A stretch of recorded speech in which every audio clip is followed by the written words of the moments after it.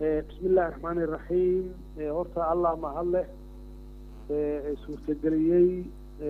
inaan hadda idinla hadlayo iyo arrintii dhacday oo electionka ahayd saacado ka hor waxaan rabaa inaan u mahadceliyo xildhibaanada sharafta leh oo runtii ka jawaabay dareenka shacabka iyo rabitaanka shacabkana waxaan leeyahay waa mahadsantihiin taageeradeena buuxda oo aad mar walbaba aad taageerayseen waxaan se idin leeyahay shacabka waxaan leeyahay wixii aad rabteen waad hesheen waxaad rabteen waxay ahayd dawlad idinka ah dawlad u shaqaysa shacabka dawlad ku dhisan shacabka dareenka shacabkana ku shaqaysa iyo rabitaanka shacabka shacabku way heleen dawladda rabeen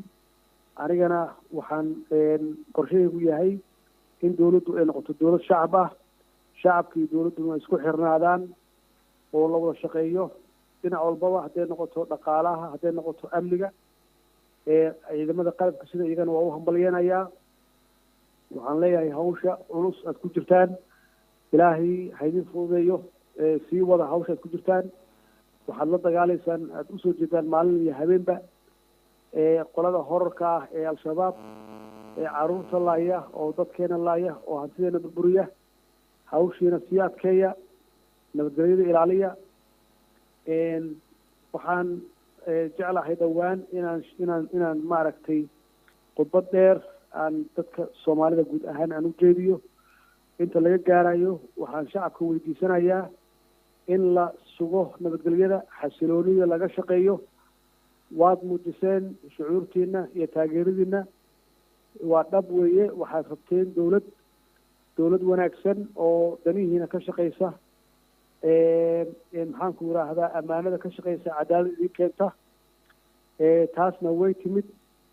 waxaan idinka codsanayaa waad muujiseen shucuurtiina inaad guryihiina dib ugu noqotaan hadduu eebbe yidhaahdo mar dhowna waxaan rabaa inaan khudbad dheer oo faahfaahin aan ku faahfaahinayo vishinka macnaha aragtideeda dheer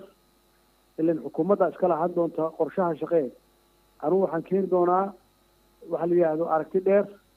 oo xukuumaddaasi higsan doonto waxaan ka codsanayaa shacabka sharafta leh ee wadannimada leh ee soomaalinimada leh inay dib guryahooda ugu noqdaan wixii aad rabteen waad hesheen waanad mahadsantihiin wasalaamu calaykum waraxmat ullaahi wabarakaatu